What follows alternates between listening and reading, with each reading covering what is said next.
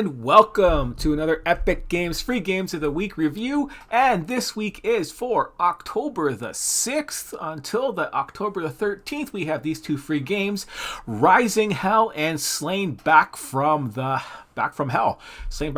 Okay, both of these games are similar. They're medieval hack and slash side scrollers, and they got the little rock vibe with all the extra blood and guts. So overall, let's take a look at them right now and take a look at the trailers. We don't need to go into actual gameplay because they actually show pretty much what they actually do in the game and what the game looks like. So this is what the game looks like. There is no mouse support for this game whatsoever. Can't use your mouse to click or attack or nothing. At least you can bind your keys, which are pretty basic.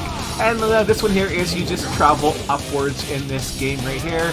And this is all about dying. So you're going to die a lot. You're going to get your rewards and your currency to buy buffs that will last you for your next life, basically. So you die, you keep your buffs, you get stronger, you keep playing until you get enough currency to buy your next buff that you're going to keep, and then you just keep on going, and it looks basically like this.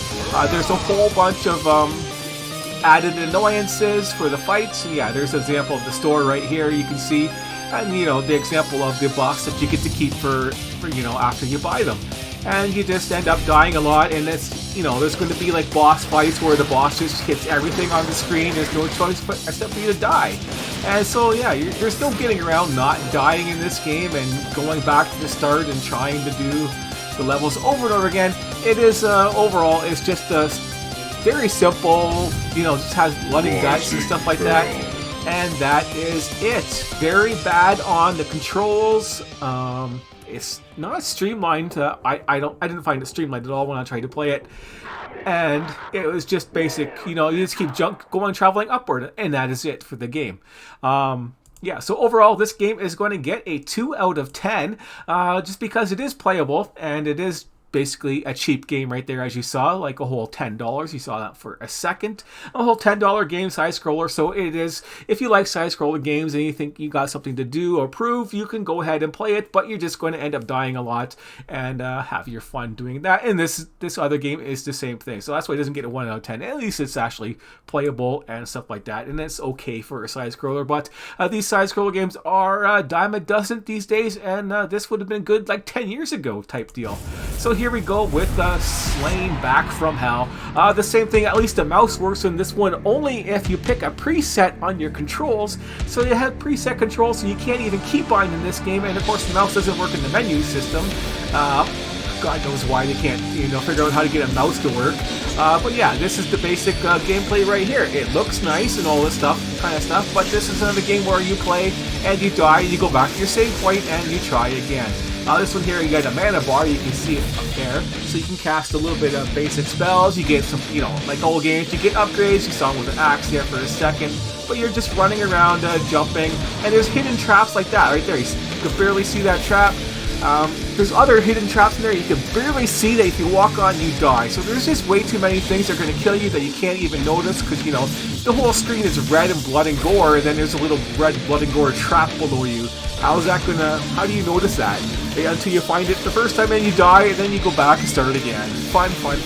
That kind of stuff is boring and dead, and the gimmick in here is you just keep dying, right? You see all these deaths as you die and a whole bunch of blood and gore, and that's supposed to be interesting, I guess, because there's always 100 of these games out there where you just die a lot and then you start again.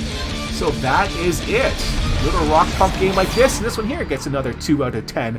These would be okay and interesting games to play and try out. They are cheap, they are free, and that's what you get for these little cheap games. You get hardly any real content and real playthrough value. It's just spend a whole bunch of time on the game and you'll eventually get through it. That's about it. At least it's not pretty and little kid-like, so, that's why it gets, a 2 out of 10 instead of just a 1 out of 10, because it actually has decent graphics and effects and stuff like that, and they do work, and there's nothing else special about them, though, besides that fact. For side-scroller games, and that is it for this week, and next week we have a junk game. If I did hit the arrow here, right? It is just bad. Yeah. Go back to the store, buddy. Go back to the store. Yeah, so that is it for this week.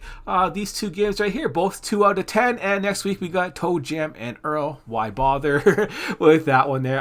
He's going to make me do the review on this. I don't even want to try it because, I think that's just going to be crap. But anyways, thanks for watching, and I'll see you next week.